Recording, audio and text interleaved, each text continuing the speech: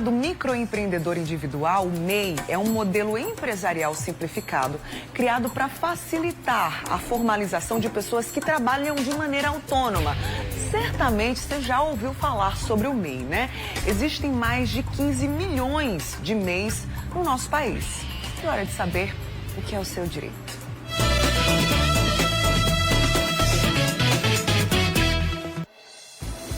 Aqui no estúdio, na Casa do Mulher Demais, eu recebo o advogado Matheus César Pontes. Bom dia, seja bem-vindo. Bom dia, Bom te receber aqui. E você que está em casa, tem dúvidas sobre o MEI, o microempreendedor individual? Para participar aqui do Mulher Demais, você sabe que é muito fácil.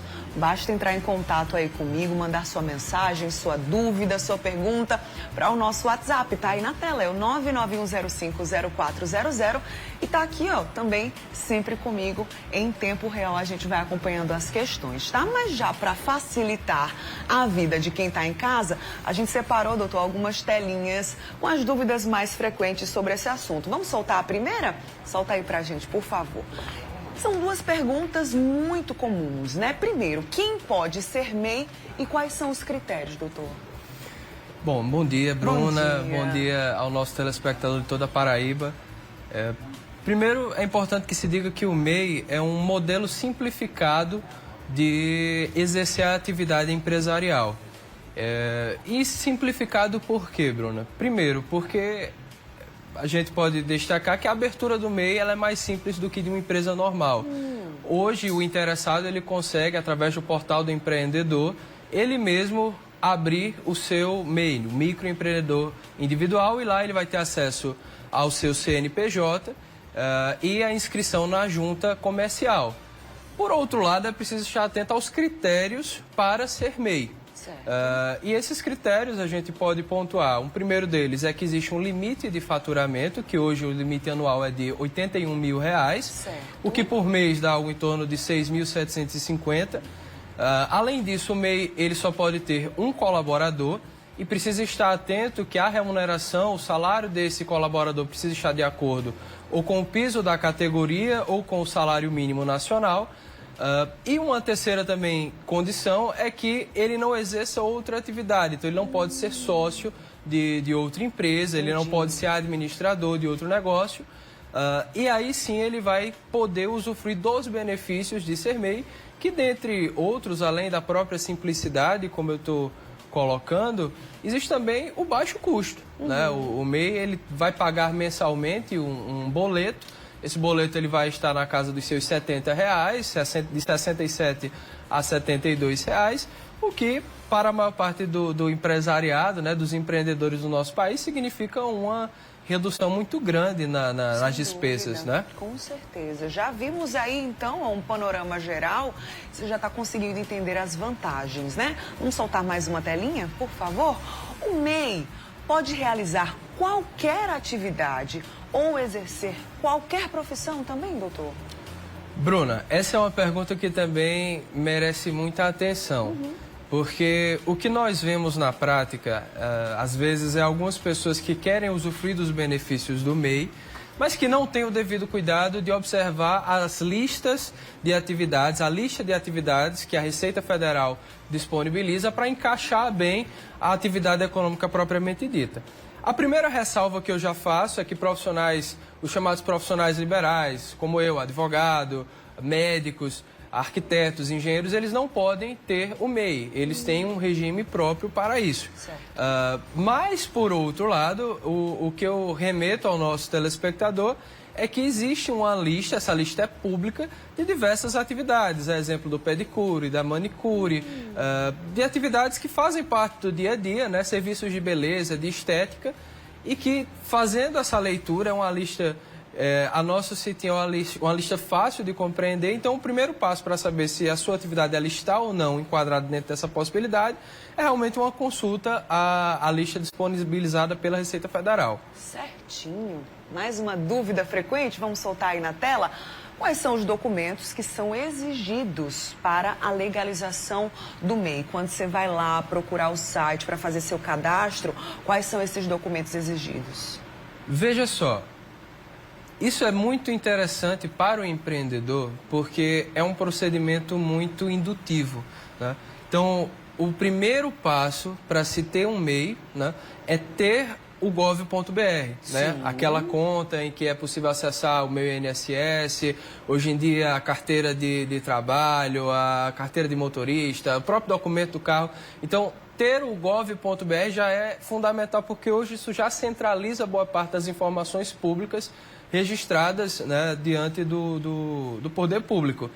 E dentro desse processo, os documentos que forem sendo anexados, o que a gente pode indicar, como sempre, a CPF, o documento pessoal, o comprovante de residência, e a partir dessa inscrição, o empreendedor ele vai ter um comprovante, um certificado de inscrição no MEI, né, nesse modelo empresarial simplificado, e vai ter direito também a ter um CNPJ, o que facilita, eu já adianto, por exemplo, a legalização da empresa nesse sentido facilita, por exemplo, na obtenção de linhas de créditos e, às vezes, até mesmo na confiança de quem está contratando por saber que ali existe uma pessoa jurídica. Né? Sem dúvida. Já estão chegando várias perguntas aqui no nosso WhatsApp. Pegando aqui a pergunta da Verônica, ela perguntou o seguinte: quem tem MEI e não tem uma empresa ativa, isso atrapalha em alguma coisa? É necessário fechar a empresa? Eu declaro imposto de renda todos os anos, mas a minha empresa não está mais ativa. Ela pediu para tirar essa dúvida. O doutor precisa sempre manter essa empresa ativa?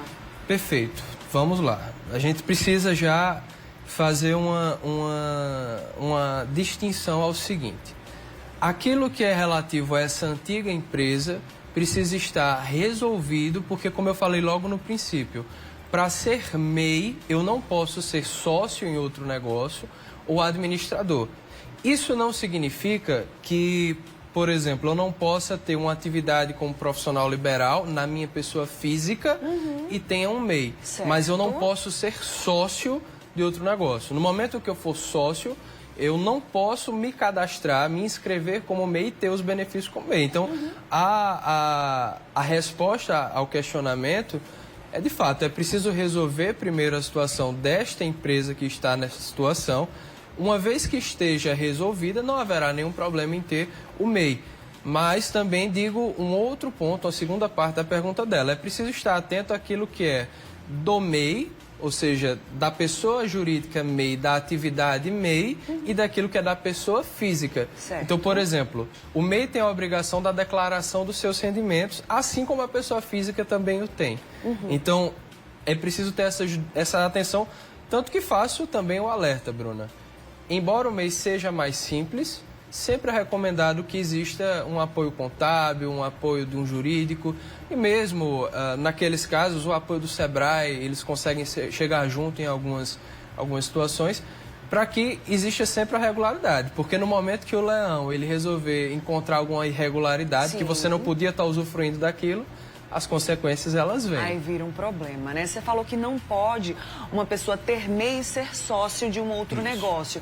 Mas uma pessoa que tem carteira assinada, por exemplo, pode ser MEI, não sendo então sócio de outro negócio, mas tendo carteira assinada, algum outro tipo de atividade. Essa pessoa, ela pode ter MEI da mesma forma? Perde algum direito trabalhista nesse caso? Vamos lá, vamos também distinguir essa pergunta para não gerar confusão. Tá. Uma situação que a gente tem encontrado muito na prática tem sido a pejotização. Ou seja, aquele caso em que a empresa contrata uma pessoa e diz: abra um MEI, que eu faço um contrato de prestação de serviços com você, vou lhe pagar aqui, mas eu não tenho as obrigações de uma relação de emprego. E isso, no mais das vezes, na dinâmica da vida empresarial, às vezes isso é acordado, esse contrato é feito e às vezes passa um bom tempo nisso. Mas o problema é que essa relação jurídica, ela por si, ela é precária, porque se comprovados os elementos de um contrato de emprego, isso pode gerar lá na frente até mesmo uma ação trabalhista. Por quê? Porque, muito embora exista a aparência de um contrato entre duas pessoas jurídicas, um MEI e uma pessoa e um empregador, né?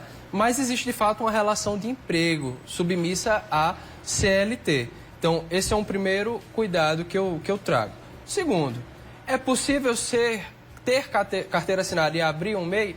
A legislação ela não veda que o fato de haver assinatura na carteira se impeça de constituir um MEI.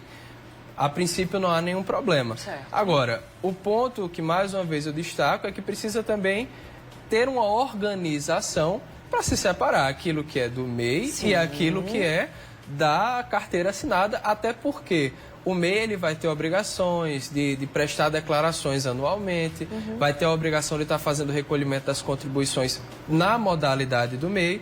Então, esses são os cuidados que eu diria com relação a quem tem carteira assinada e está de olho no MEI. Certinho, pergunta respondida. Já tô com mais uma aqui, vou deixar no ar para no próximo bloco o Dr. Matheus responder para a gente, tá? É a pergunta do John Anderson, obrigada pela sua participação. Ele pergunta o seguinte: por falta de pagamento, o MEI é cancelado automaticamente? Vou deixar essa no ar, daqui a pouquinho você responde pra gente, tá certo, doutor? Tudo certo. Combinadíssimo, então. Bora mudar de assunto.